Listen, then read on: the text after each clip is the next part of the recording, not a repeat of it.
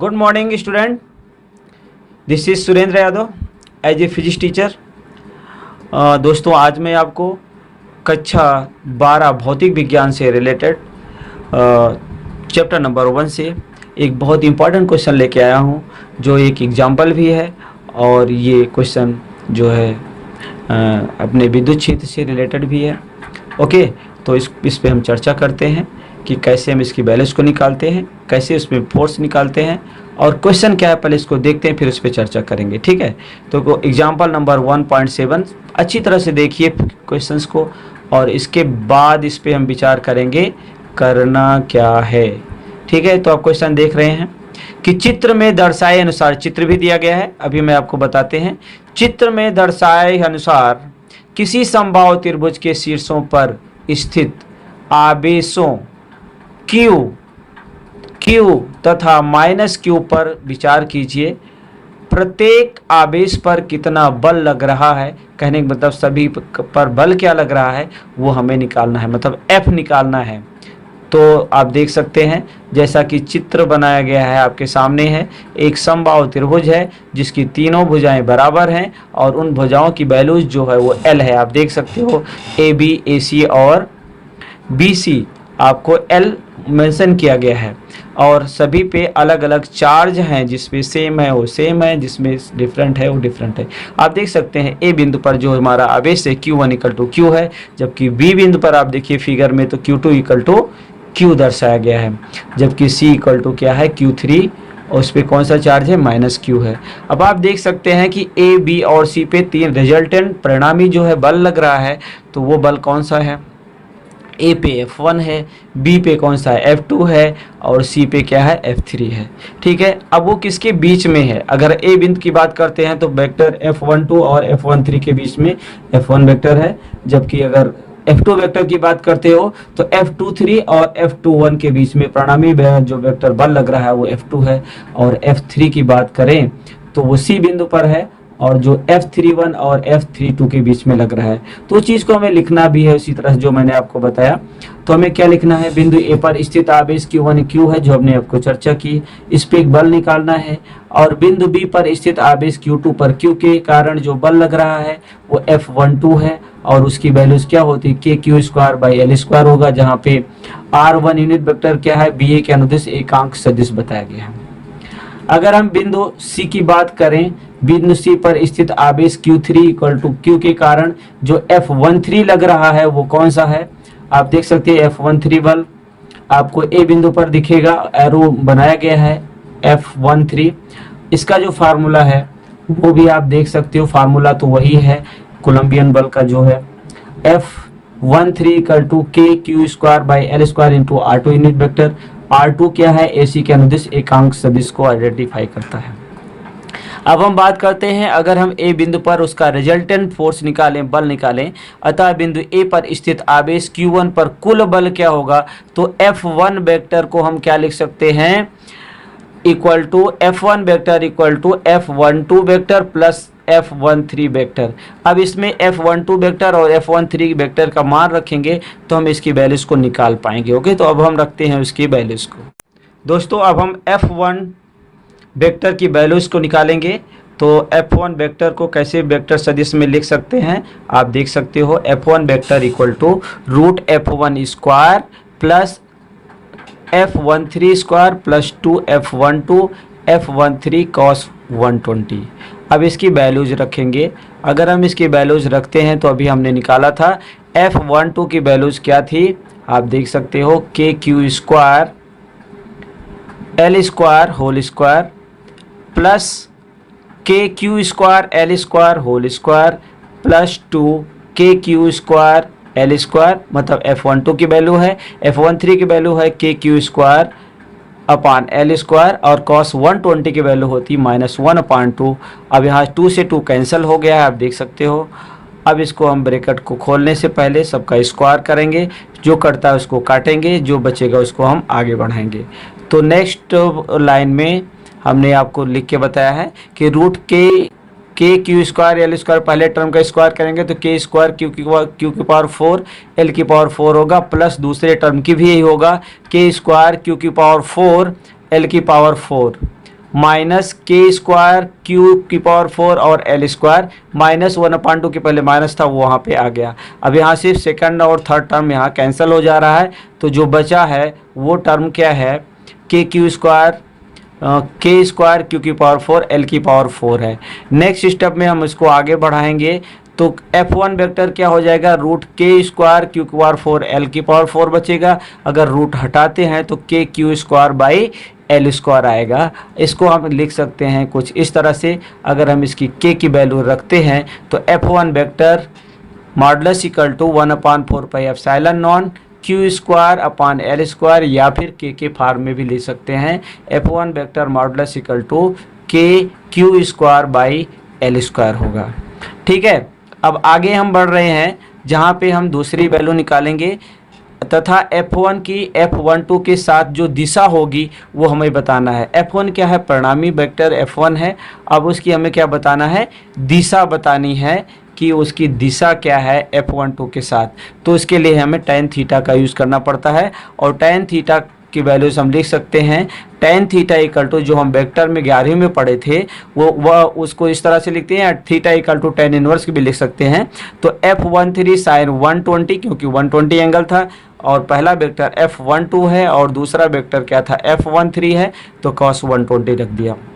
अब यहाँ पे F123 और F12 दोनों वेक्टर की वैल्यूज को हम सब्स्टिट्यूट करेंगे। इसके बाद उसको जो कॉमन होगा कॉमन करेंगे, जो कटेगा उसको हम काटेंगे।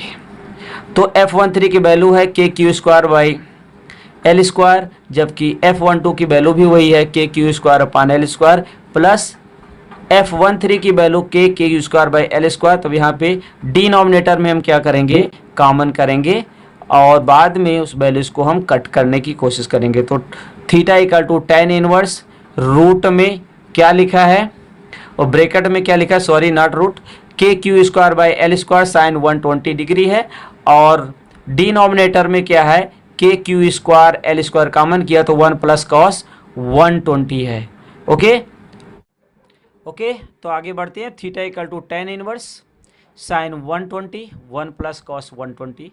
अब इसमें साइन 120 की वैल्यू रखेंगे और कॉस 120 की वैल्यू हमें पता है। साइन 120 क्या होता है, साइन 90 प्लस 30 लिख सकते हैं, और साइन 90 प्लस थीटा होता है कॉस थीटा, और कॉस 30 की वैल्यू हमें पता होनी चाहिए। ठीक है, तो कॉस 30 की वैल्यू जो होती है वो हम लिख देंगे। कॉस 30 की वैल्यू कितनी होती है, 3/2, तो उसको हमने लिख दिया। इसी तरह से अगर हम साइन 120 को कहें तो √3/2 होगा, और अभी cos 120 की वैल्यू निकालना है तो उसको भी लिख सकते हैं। cos 120 क्या लिख सकते हैं, राइट साइड मैंने लिखा है cos 90 प्लस 30, तो ये क्या हो जाएगा, माइनस साइन 30, जो हम 10th में पढ़े हैं कि sine 90 plus theta cos 90 theta कब प्लस होगा कब माइनस होगा, वो चीज़ें हमें याद होनी चाहिए। तो साइन 30 की वैल्यू होती है 1/2, और माइनस है तो माइनस साइन यहाँ पे हम लिख देंगे। तो अब जहाँ पे वैल्यूज थी साइन 120 वहाँ पे √3/2 लिखना है, जहाँ पे cos 120 था वहाँ पे हमें क्या लिखना है, क्या लिखना है, 1/2। गुड, तो हम क्या लिख सकते हैं, theta equal to tan inverse √3/2 upon 1 minus 1/2। दूसरे स्टेप पे आप पहुँच जाइए, डिनोमिनेटर जो हर है उसका एलसीएम ले लेंगे, तो tan इनवर्स ब्रैकेट में लिखेंगे √3/2 और डिनोमिनेटर में लिखेंगे, हर में लिखेंगे 2/2 माइनस 1/2। मतलब अब उसको आगे सॉल्व करेंगे तो 2/1 कितना, 2 माइनस 1 कितना हो जाएगा, 1 हो जाएगा।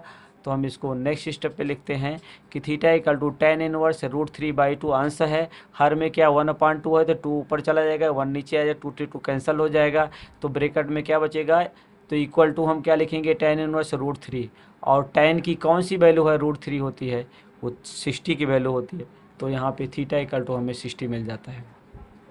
अब आगे हम बढ़ते हैं, बी बिंदु की स्थिति की बात करें। इसी प्रकार से हम बिंदु बी पर भी स्थित आवेश निकाल सकते हैं, और Q2 पर भी Q चार्ज है, और इस पर जो बल लगेगा वो F2 है। तथा अगर हम बिंदु सी पर स्थित आवेश Q3 equal to minus Q पर बल की गणना करें तो हम ये कह सकते हैं कि ये परिणाम अनुसार निम्न अनुसार प्राप्त कर सकते हैं। अब यहाँ पे इसकी वैल्यूज़ क्या होती है, F2 की वैल्यू हमें पता है कि 1/4 pi epsilon Q square L square होगा, जो AC के अनुदिश है, क्योंकि जो F1 की वैल्यू आई है वही F2 की वैल्यू भी आएगी। अब हम निकालेंगे F3 की वैल्यूज़, ठीक है। अब हमें F3 वेक्टर निकालना है। तो F3 परिणामी निकालने से पहले हमें फिगर को ध्यान में देखना है हमें ABC पे हमारा जो वेक्टर है F3 है, दिखा फिगर में, ध्यान से देखिए, उसमें 3 बल लग रहे हैं। एक बल लग रहा है F31 और एक बल लग रहा है F32। ठीक है, तो इसके बीच में जो एंगल है थीटा की वैल्यू कितना है वो हम बता सकते हैं। कितना है आप देख के बता सकते हैं कितना होगा लगभग। अगर हम समकोण त्रिभुज की बात कर रहे हैं तो समबाहु त्रिभुज की बात कर रहे हैं तो सभी भुजाएं और सभी कोण बराबर होते हैं। तो ए भी 60 होगा, बी भी 60 होगा, तो सी भी 60 एंगल ही होगा। ठीक है, तो अगर हम यहाँ निकालते हैं कोण की बात करें तो जो कोण होगा F31 और F32 के बीच में कितना होगा दोस्तों, बोलिए बोलिए। 60 होगा ना, देख के क्या लग रहा है आपको, 60 लग रहा है सी पे। हाँ, तो 60 होगा। तो अब हम अपने रिजल्टेंट पे जाएंगे।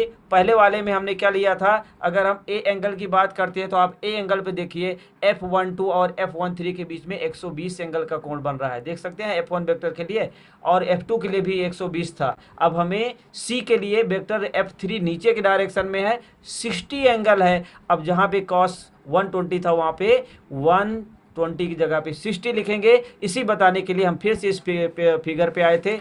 अब हम F3 वेक्टर निकालेंगे। कौन सा वेक्टर निकालेंगे, F3 वेक्टर मॉडुलस निकालेंगे। अतः बिंदु C पर स्थित आवेश Q3 equal to minus Q पर अगर हम बात करें तो कुल आवेश F3 क्या होगा, F31 vector plus F32 vector. उसके बीच में एंगल कितना था, अभी कितना देखे थे, 60, जो कि हमने साइड में लिख भी दिया कि आपको प्रॉब्लम ना आए। तो इसका वेक्टर सदिश अगर निकालना चाहते हैं F3 वेक्टर तो क्या आएगा, F31 square plus F32 square plus 2F31 into F32 vector into cos 60।